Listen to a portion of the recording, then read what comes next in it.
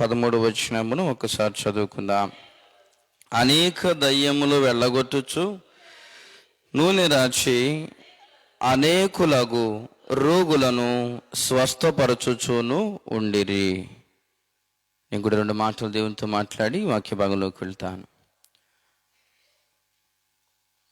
సర్వశక్తియు మిక్కిలి కనికరం గల మా పరలోకపు తండ్రి, నీ పరిశుద్ధ నామమునకు వందనములు, స్తుతులు, స్తోత్రములు చెల్లించుకుంటున్నాను ప్రభువా. కొద్ది సమయము నీ వాక్య భాగమును వెత్తబోచుండగా దయగల తండ్రి, అల్పుడను దీనుడను అభాగ్యుడనైన నన్ను మీ సిలువ చాటును మరుగుపరుచుకునమని నిన్ను బ్రతిమిలాడి వేడుకుంటున్నాను ప్రభువా. నీ పరిశుద్ధాత్మ శక్తి బలముతో మాత్రమే నన్ను నడిపించమని నిన్ను వేడుకుంటూ ఉన్నాను తండ్రి. పరలోక రాజ్యపు జ్ఞానముతో నన్ను అభిషేకించి నడిపించమని నిన్ను వేడుకుంటున్నాను ప్రభువా.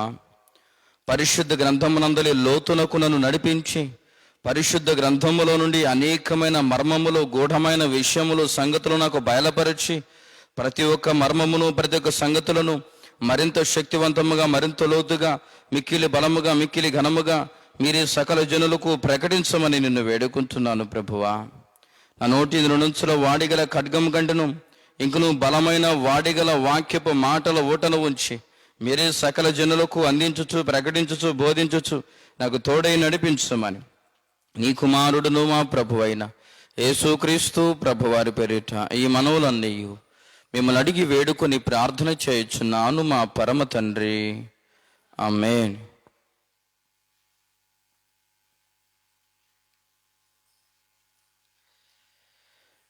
ఈరోజు మన అంశము నూనె విలువ ఎంత.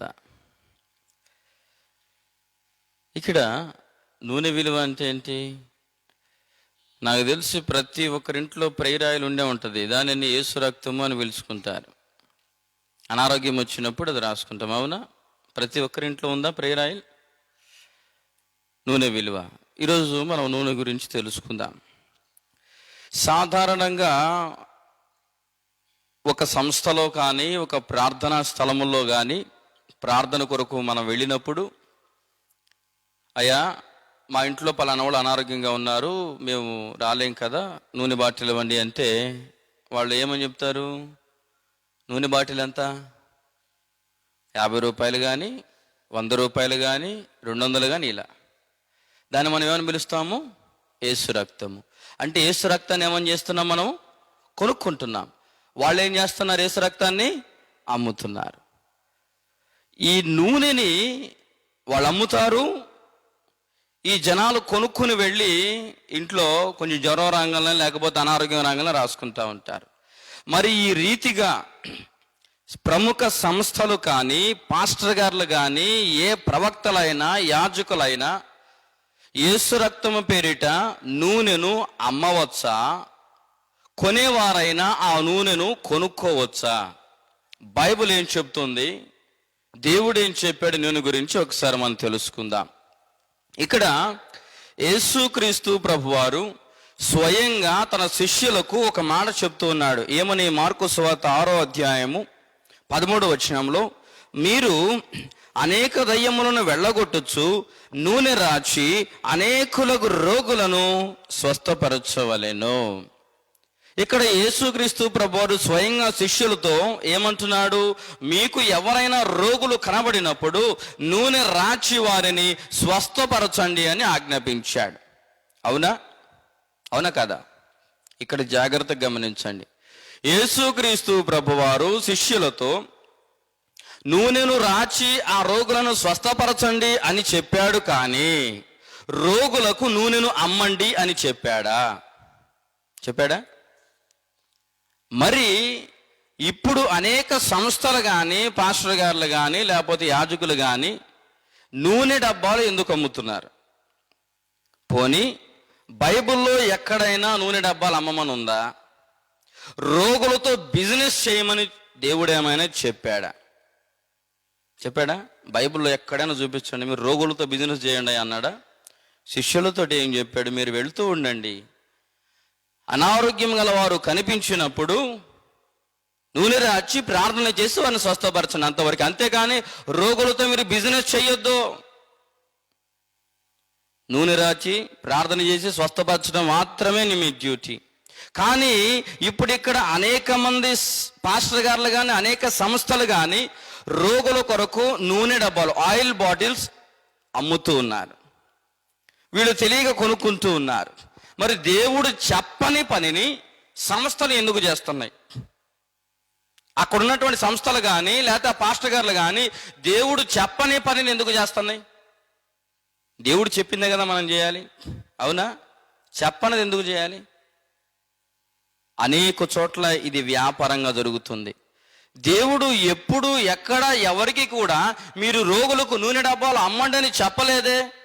మరి మీరెందుకు నూనె అమ్ముకుంటున్నారు? ప్రముఖ సంస్థలు కానీ పాస్టర్ గారులు కానీ ఎందుకు నూనె నమ్ముకుంటున్నారు? ఎందుకు నూనె నమ్ముకోవాల్సిన పరిస్థితి వచ్చింది? అంతేకాక ఈ నూనెకు ఒక పేరు పెడతారు. ఏంటది? యేసు రక్తము. ఈ నూనెను యేసు రక్తముగా మార్చి జనులను అమాయకులను చేసి వారి దగ్గర డబ్బులు తీసుకుంటా ఉంటారు, అవునా? అంటే నిజంగా వీళ్ళు యేసు రక్తాన్ని అమ్మేసుకునే వాళ్ళే. అప్పుడు ఒక్కడే యోధ యేసుక్రీస్తు ప్రభువారి శరీరాన్ని బట్టి ఇచ్చాడు. ఇప్పుడు రక్తాన్ని అమ్ముకుంటున్నారు, ఏకంగా యేసుక్రీస్తు ప్రభువారి రక్తాన్ని. కొనేటప్పుడైనా ఆలోచన ఉండొద్దా మనుషులకి? బైబిల్లో లేదే. పోనీ ఏ ప్రవక్త చెప్పలేదే, దేవుడు చెప్పలేదే, యేసుక్రీస్తు ప్రభువారు చెప్పలేదే మీరు నూనెను అమ్మండి అని, మీరు కొనుక్కోండి అని ఎక్కడా లేదు కదా. మరి నూనెను ఎందుకు అమ్ముకుంటున్నారు? పైగా దానికి ఒక పేరు యేసు రక్తము. యేసు రక్తం అంటే సాధారణ సెంటిమెంట్, విలేజ్ పీపుల్స్కి సెంటిమెంట్. అమ్మో యేసు రక్తం, అవి కొనుక్కోవాల్సిందే. తిండి తిప్పులు మానేసినా ఇప్పుడు ఇంట్లో ఎవరైనా అనారోగ్యంగా ఉంటే అది ఉంటే బాగుంటుందని 100 రూపాయలు తీసుకెళ్ళటం, ఆ డబ్బా ఇవ్వటం, తీసుకోవటం. యేసు రక్తం అనే పేరు పెట్టి నూనెను ఎందుకు అమ్ముకుంటూ ఉన్నారు? ఇది బైబిల్లో ఉందా? దేవుడు ఏ యాజకుడికి చెప్పాలా, ఏ పాస్టర్ గారికి చెప్పాలా మీరు నూనె నమ్మండి అని? రోగులకు నూనె నమ్మమని ఎవరికి చెప్పాలా? ఇక్కడ చూడండి, మనకు తెలిసిన ఒక సంగతిని మీకు చూపిస్తాను. లూకా సువార్త 10వ అధ్యాయము 30వ వచనం నుండి మనం చూస్తే, ఇక్కడ ఒక మనుష్యుడు యెరూషలేము నుండి యెరికో పట్టణమునకు దిగి వెళుతూ దొంగల చేతికి చిక్కినప్పుడు వారు అతనిని కొట్టి కొరప్రాణాలతో విడిచి వెళ్ళిపోయారు. అప్పుడు ఒక యాజకుడు ఆ త్రోవను వెళ్ళుచు అతనిని చూచి చూడనట్టు వెళ్ళిపోయాడు. ఇక్కడ ఒక వ్యక్తి రోగముతో ఉన్నాడు, ఒక వ్యక్తి గాయాల పాలై ఉన్నాడు. అటు నుంచి ఒక పాస్టర్ గారు వెళ్తున్నాడు, ఒక యాజకుడు వెళ్తా ఉన్నాడు. యాజకుడు పట్టించుకున్నాడా? పట్టించుకోలే, వెళ్ళిపోయాడు. ఆ పోతే పోని మనకెందుకు, వెళ్ళిపోయాడు. కానీ ఆ తర్వాత చూడండి 33 వచనములో, ఒక సమరయుడు ప్రయాణమైపోవచ్చు అతనిని చూచి అతని మీద జాలిపడి దగ్గరికి పోయి నూనెయు ద్రాక్షరసమును పోసి అతనికి గాయములను కట్టి తన వాహనం మీద ఎక్కించి అతనికి ఫస్ట్ ఎయిడ్ చేయించాడు. ఇక్కడ ఒక పాస్టర్ గారు చేయాల్సిన బాధ్యత, ఒక యాజకుడు చేయాల్సిన బాధ్యత ఎవరు చేశారు? ఒక సమరయుడు చేశాడు. ఒక సమరయుడు వెళుతూ ఉండగా తన దగ్గర నూనె ఉన్నది. ఒక వ్యక్తి గాయపడి రోడ్డు మీద పడి ఉన్నాడు. ఈ సమరయుడు వెంటనే బండి ఆపేసి చకచక అతని దగ్గరికి వెళ్ళి అతని దగ్గర ఉన్నటువంటి నూనె తీసి ఆ గాయాల మీద పోసి కట్టుకట్టి డాక్టర్ గారి దగ్గర తీసుకుని వెళ్ళాడు. మొదట చూసిన యాజకుడు ఏం చేశాడు? చూసి మనకెందుకులే వెళ్ళిపోయాడు. మరి యాజకులు అట్లా వెళ్ళిపోవచ్చా?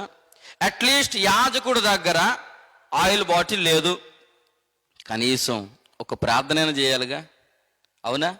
యాజకుడైన వాడు అటు నుంచి వెళుతూ ఉన్నప్పుడు అక్కడ ఒక వ్యక్తి గాయాల పాలైనప్పుడు ఆగి నాయన ఏం జరిగిందని కనీసం అట్లీస్ట్ ఒక చిన్న ప్రార్థన చేశాడా? చేయలే. చూశాడు, పరిస్థితిని అంచనా వేశాడు. ఎవడో దొంగలు బాగా కొట్టినట్టున్నాడే, ఇతని దగ్గర కూడా ఏముండవు దోచుకుంటానికి, అన్నీ దోచుకుని వెళ్ళిపోయారు, ఇకేముంటుంది?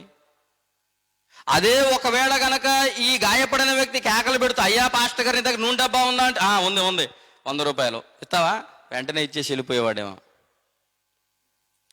ఆఖరికి పరిస్థితి ఎలా మారిందో చూడండి. డబ్బులు లేకపోతే సేవ చేయలేని పరిస్థితికి వచ్చింది పాస్టర్ గారికి. నూనె డబ్బా కొనలేకపోతే నీకెందుకు అనేటువంటి పరిస్థితికి వచ్చింది పాస్టర్ గారి పరిస్థితి. ఒక యాజకుడేమో చూసిచున్నట్టు పక్క నుంచి వెళ్ళిపోయాడు. కానీ ఒక సమరయుడు మాత్రం తన దగ్గర ఉన్నటువంటి నూనెను తీసుకుని ఆ గాయముల మీద పోసి కట్టు తీసుకుని వెళ్ళాడు. కానీ ఆ సమరయుడు ఏమైనా డబ్బులు తీసుకున్నాడా? నూనెకి డబ్బులు తీసుకున్నాడా? ఎందుకు తీసుకోవాలి? మరి ఆయన నూనె అమ్ముకోవచ్చుగా. అబ్బాయి ఇది యేసు రక్తము, డబ్బులు అనొచ్చుగా. పైగా ఎదురు డబ్బులు ఇచ్చి, డాక్టర్ గారికి ఎదురు డబ్బులు ఇచ్చి, అయ్యా ఇదిగో చాలినంత వాడు, ఇంకా చాలకపోతే ఇంకా వాడు, మళ్ళీ నేను వచ్చి నీకు డబ్బులు ఇస్తా. ఈయన నూనెను అమ్మకపోగా అతని దగ్గర నూనె మొత్తం అతనికి వాడేసేసి ఆ నూనె పోసి కట్టుకట్టి మళ్ళీ నేను వస్తానయ్యా అంటున్నాడు. సామాన్యులేమో నూనె విలువ తెలుసుకొని ఆ నూనెతో చాలా జాగ్రత్తగా ప్రార్థన చేసి కట్లు కడతా ఉన్నారు సామాన్యులు. కానీ దైవజనులను పేరు చెప్పుకుంటున్నటువంటి యాజకులు మాత్రం చూస్తున్నట్టు వెళ్ళిపోతున్నారు. అడిగితే నూనె డబ్బా 100 రూపాయలు. అయ్యా డబ్బులు లేవా 80 రూపాయలు అంటే, అమ్మా ఇటు రాదమ్మా, ఇక్కడ బేరాలు కుదరవు, చర్చి అనుకున్నాపో 100 రూపాయలు తీసుకురాపో. ఇది పరిస్థితి. పాపం వీళ్ళు పక్కనమ్మా ఇంకొక 20 రూపాయలు కూడా కలిపి, ఇదిగోండి 100 రూపాయలు, అప్పుడు ఇదిగో తీసుకో. ఏసు రక్తాన్ని అట్ట బేరం ఆడకూడదమ్మా, ఏమనుకుంటున్నావు? అమ్మో ఏసు రక్తాన్ని బేరం ఆడుతున్నానా నేనని వీళ్ళు టెన్షన్ పడతాం. ఏసు రక్తాన్ని అమ్మేవాడికి లేదు పాపం. మరి ఎంత దుర్మార్గం అండి. కొనేవాళ్ళకి తెలియదు పాపం అది ఎక్కడ తయారు చేసిందే అని. రక్తంలో ఏసు రక్తము అని పేరు చెప్పుకుంటున్నటువంటి ఆ నూనెలో ఏమున్నదండి? నువ్వు చేసే ప్రార్థనలో ఉంటుంది. కానీ సరే, నీ దగ్గరికే వద్దాం.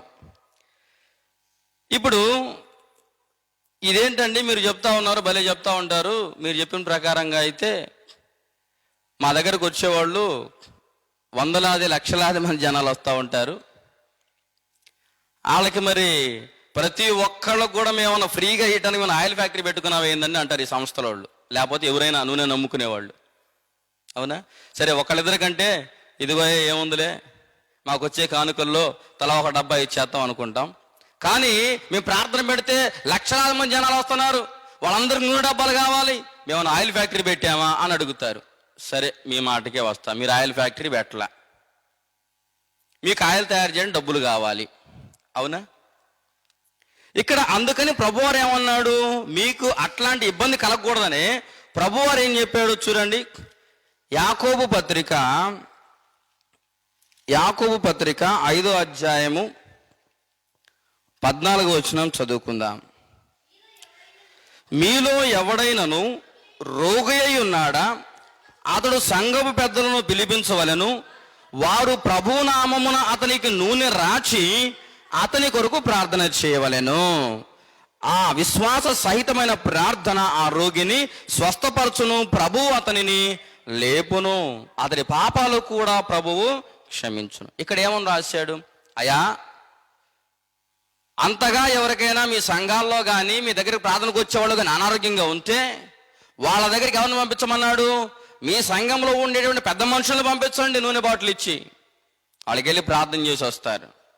దేవుడు చెప్పింది అదేగా. అవునా?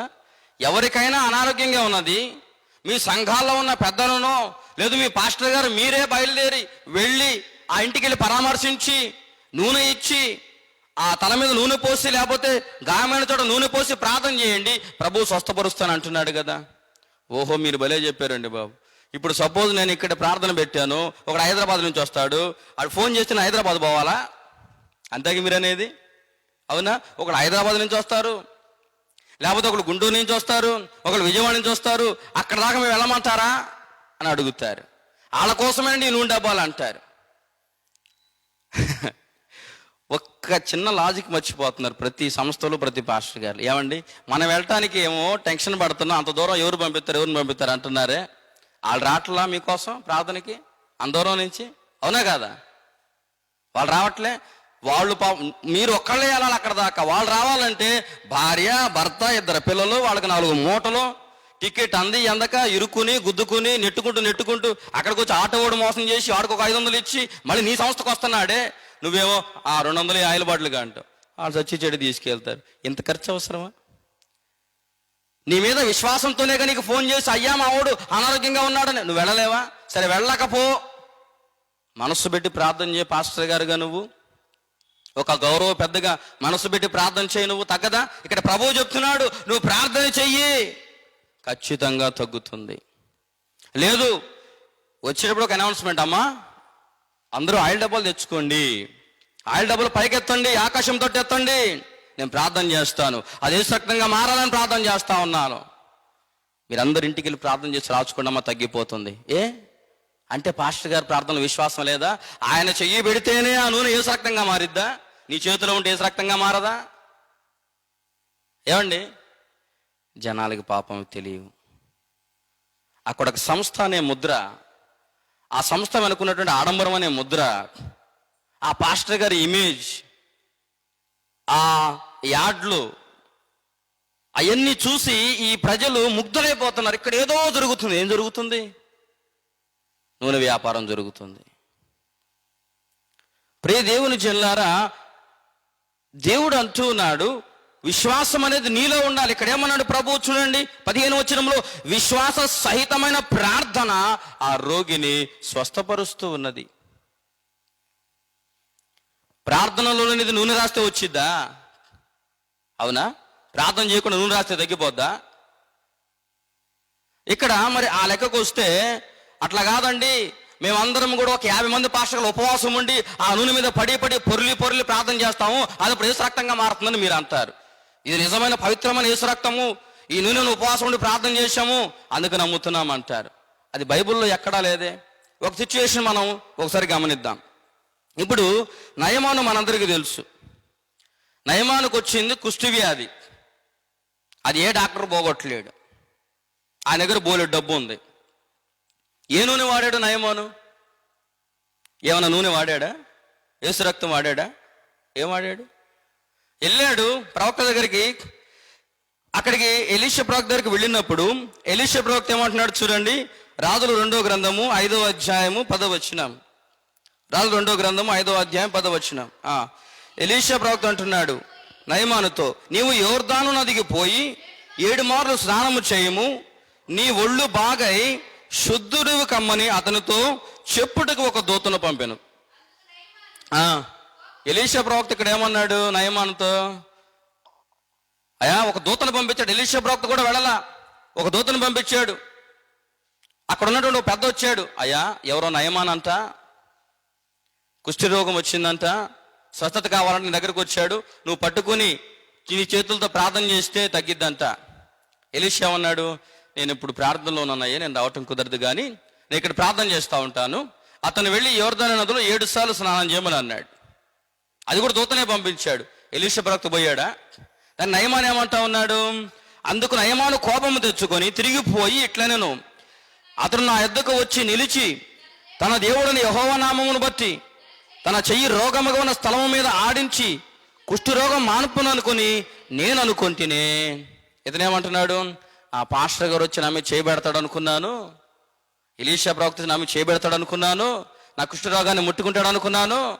ఆయన ఏంది ముట్టుకోకుండా ఇంట్లో కూర్చొని ప్రార్థన చేస్తాను నువ్వు అంటాడు? ఆయనేం పాస్టర్ గారు? నయమాన్ అదే అంటున్నాడు. అప్పుడు ఆ దూత ఏమన్నాడు తెలుసా? అయ్యా, ఆయన అంటే ఆడంబరంగా నీ దగ్గరకు వచ్చి నేను కౌగులించుకుని కింద నుంచి పైదాకా నేను తడమాలా? ఇదంతా ఆడంబరం అవసరమా? మనస్సు పెట్టి ప్రార్థన చేస్తే చాలయ్యా, నువ్వు పో, ట్రై చేయ ఒకసారి చెప్పాడు.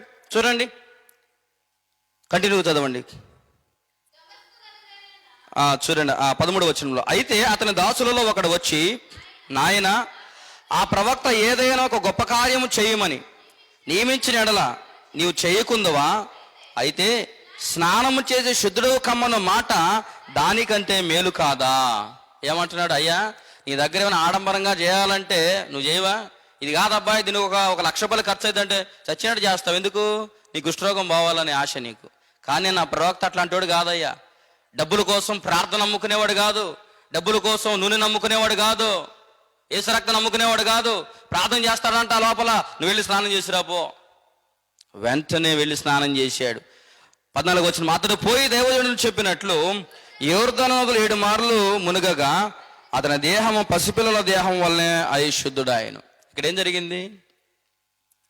అక్కడ ఏ పాస్టర్ గారు ఉన్నాడా నయమాను పక్కన? ఎలీషా ప్రవక్త ఆయిల్ ఏమని ఇచ్చాడా? మెడిసిన్ ఏమని ఇచ్చాడా? ఏం చేశాడు? నువ్వు వెళ్ళు, నేను ఇక్కడ ప్రార్థన చేస్తూ ఉంటాను, నువ్వు వెళ్ళు, నేను మనసులో నేను నా దేవుడిని నేను వేడుకుంటాను, నీకు కావాల్సిన స్వస్థత, నువ్వు వెళ్ళు. అట్లా కాదు, నన్ను పట్టుకోపోయినా పర్వాలేదు, నువ్వు వెళ్ళు. అట్లా కాదయ్యా, నువ్వు చేయి పెడితే పర్లేదయ్యా, నువ్వు వెళ్ళు. వెళ్ళాడు, మునిగాడు, స్వస్థత తిరిగి లేచాడు. ఇన్ని డబ్బులు ఇస్తున్నాడు. ఎలీషా ప్రవక్త తీసుకున్నాడా? ఏమంటున్నాడు? ఇది ధనము సంపాదించుకోవటానికి ఇది అనుకూల సమయమా? గెహాజీతో అంటున్నాడు, ఇది అనుకూలమైన సమయం అంటే ఇదేనా పాస్టర్ వృత్తి? నూనె డబ్బాలు అమ్ముకోవటం, కర్చీఫ్లు అమ్ముకోవటం, ఏమి అమ్ముతారు ఇంకా? ఏముంది ఇంక అమ్మేయి? ఇవన్నీ పాస్టర్ దేవుడు చెప్పాడా మీరు అమ్ముకుంటారా నాయన అని? అప్పుడు నువ్వు పాస్టర్ కావు, వ్యాపారస్తుడివి. అది సంస్థ కాదు, అది వ్యాపార స్థలము. అందుకని దేవుడు అంటున్నాడు, నా మందిరమును దొంగలకు హోగా చేశారే మీరు.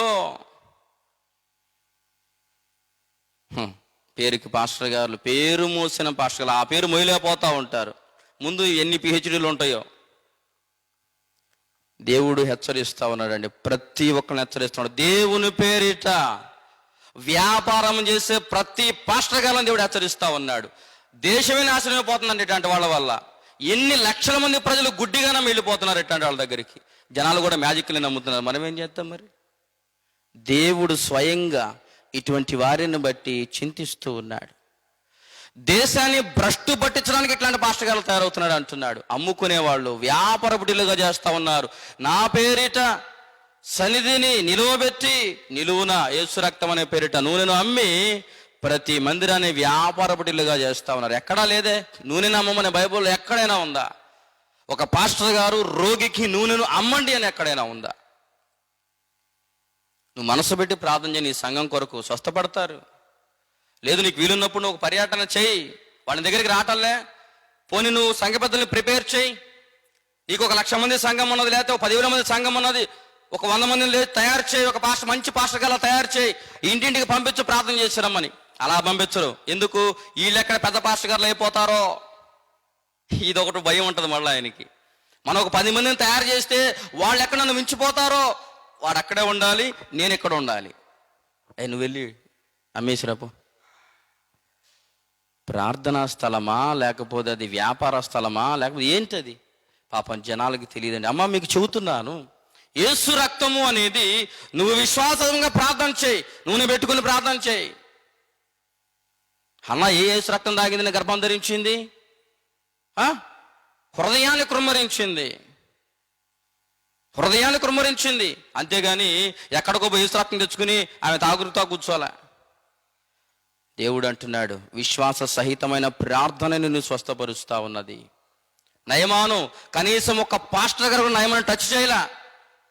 ఎలీషా బ్రదర్ చెప్పాడు, అయ్యా నేను వేడుకుంటాను, నువ్వు వెళ్ళు, విశ్వాసంగా వెళ్ళి స్నానం చేయు. రైట్, వెళ్ళాడు, స్నానం చేశాడు, వచ్చాడు. మరి ఇక్కడ ఏ రక్తము లేదే, నువ్వెందుకు ఒక నూనె బాటిల్ని తయారు చేయడానికి యేసు రక్తం అని పేరు పెడతావు? దాన్ని వ్యాపార స్థలంగా మారుస్తున్నావు నీ మందిరాన్ని నువ్వు. ప్రియ దేవుని జనులారా, ఇటువంటి వాళ్ళని దేవుడు ఎట్లా హెచ్చరిస్తున్నాడో తెలుసా? వీళ్ళ స్థితి చివరికి ఎట్లా ఉండదో చూడండి. ఇర్మీయా గ్రంథము 5వ అధ్యాయము 30వ వచనం చదువుకుందాం. ఇర్మీయా గ్రంథం 5వ అధ్యాయం 30వ వచనం. ఘోరమైన భయంకర కార్యములు దేశములో జరుగుతున్నవి, ప్రవక్తలు అబద్ధ ప్రవచనములు పలికెదరు, యాజకులు వారి పక్షమున ఏలుబడి చేసెదరు. అలాగూ జరుగుట నా ప్రజలకు ఇష్టము, దాని ఫలము పొందినప్పుడు మీరేమి చేయుదురు? ఇక్కడ చూడండి, ప్రభు చెప్తా ఉన్నాడు ఏమని? దేశమంతా కూడా భయంకరమైన కార్యాలు జరుగుతూ ఉన్నాయట. ఏంటా కార్యాలు? ప్రవక్తలు, యాజకులు అబద్ధపు మాటలు చెప్తా ఉన్నాడు. ఇదిగో నీ నూనె డబ్బా తీసుకెళ్ళు, తగ్గిపోద్దు పో. వీళ్ళు తెలియక ఈ అమాయక ప్రజలు నూనె డబ్బా కొనుక్కుని వెళ్ళిపోతా ఉన్నారు. దేవుడు అంటున్నాడు ఇక్కడ ఏంటంటే, అలాగూ జరుగుడు నా ప్రజలకి ఇష్టమట. పాపం అమాయకమైన ప్రజలు తెలియదు కదా, నిజంగా నమ్మేసేసి ఈ పాస్టర్ గారు ఏదో మహిమ ఉంది, ఈయనిచ్చే నూనెలో ఏదో మహిమ ఉంది, ప్రజలు అట్రాక్షన్ అయిపోయి ఇలా నూనె డబ్బా తెచ్చుకుంటారు. దేవుడు అంటున్నాడు, దాని ఫలము నొందినప్పుడు మీరేం చేస్తారు? పాస్టర్ గారులారా, ఒకవేళ వాళ్ళకి తగ్గపోతే మీ పరిస్థితి ఏంటి? ఇన్ని అబద్ధాలు చెబుతున్నారు, మీరు ఏమి సాధిస్తారు? దేవుడు అడుగుతున్నాడు ప్రతి ఒక్క యాజకుడిని, అబద్ధ బోధకులను దేవుడు అడుగుతున్నాడు, నూనె వ్యాపారం చేసే ప్రతి ఒక్కరిని దేవుడు అడుగుతున్నాడు, నువ్వు యాజకుడివా, నూనె వ్యాపారస్తుడివా? నీ దగ్గర మందిరం ఉందా, లేకపోతే ఆయిల్ ఫ్యాక్టరీ ఉందా? ఇన్ని డబ్బాలు ఉంటాయి, మరి యాడ్ నుంచి తీసుకొస్తారో తెలియదు. నిజంగా ఫ్యాక్టరీ ఉండే ఉంటుంది వాళ్ళ దగ్గర.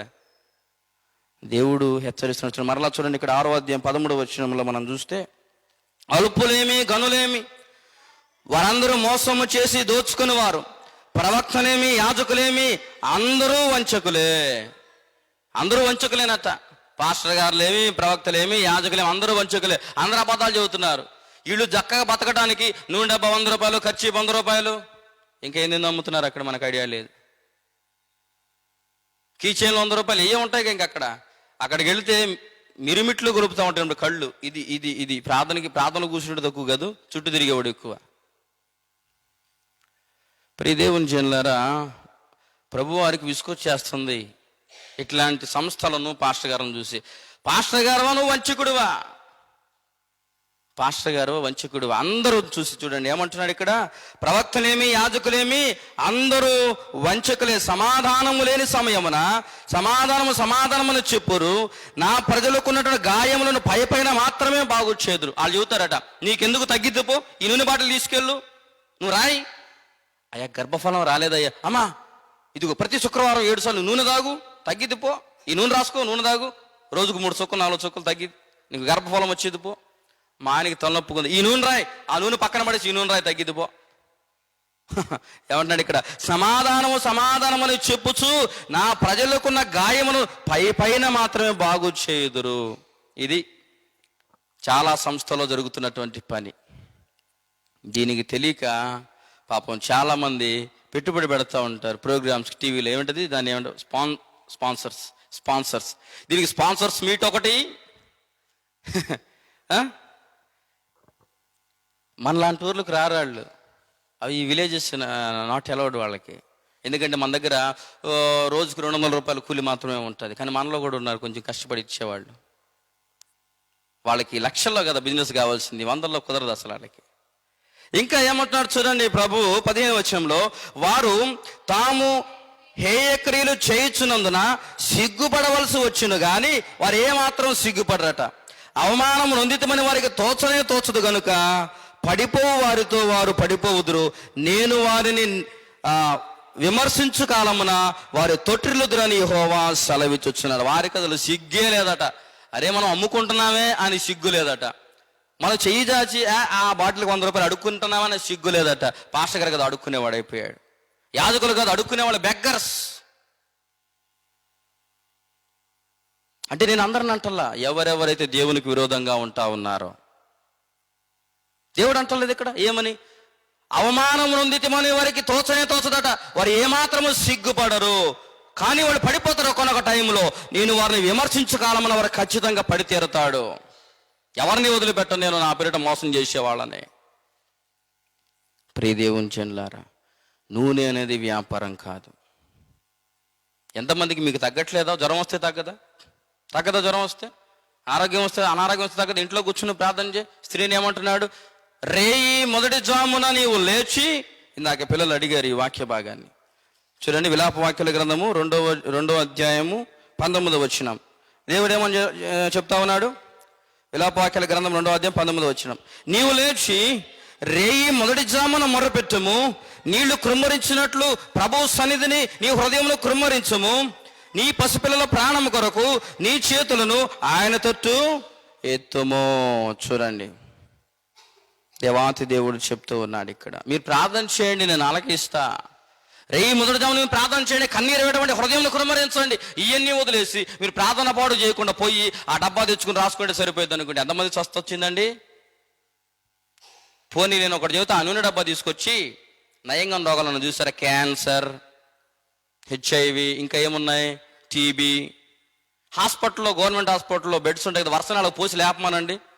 ఆ బాటిల్ తీసుకొచ్చి వర్షనే నోట్లో పోసి లేపమానండి పైకి, గవర్నమెంట్ హాస్పిటల్లో కానీ ప్రైవేట్ హాస్పిటల్లో ఏదో హాస్పిటల్లో. అప్పుడు ఏమంటారు తెలుసా, వాళ్ళకి విశ్వాసం లేదు. అవునా? వాళ్ళకి విశ్వాసం లేదు. నీ విశ్వాసంతో లేపు. తొందరపడి ఆ వ్యాపారంలో మీరు చేరొద్దు. నమ్మకమైన ప్రార్థన నిన్ను స్వస్థపరుస్తుంది. నువ్వు ప్రార్థన చేయి, ఉపవాసం ఉన్నప్పుడు తలుపులు వేసుకో, చక్కగా దేవునికి వినపడాలి ప్రార్థన చేయి. నీ ప్రాబ్లం దేవుడికి చెప్పు, ప్రభువా నా సమస్య ఇది, నా పరిస్థితి ఇది.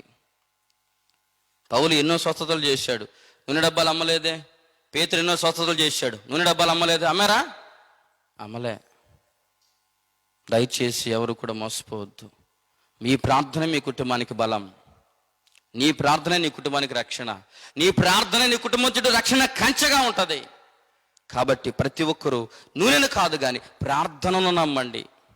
విశ్వాస సహితమైన ప్రార్థన ఆ రోగిని స్వస్థపరుస్తుంది. కాబట్టి ప్రతి ఒక్కరు కూడా కేవలం నూనెపై ఆధారపడకుండా ప్రార్థనపై ఆధారపడండి. లోతైన బలమైన నిజమైన ప్రార్థన జీవితంలో బలపడి ఆ దైవ కృపను పొందుకోండి. అటు కృప పరిశుద్ధాత్మ దేవుడు మనందరికి అనుగ్రహించునుగాక. ఆమేన్. ప్రార్థన చేసుకుందాం.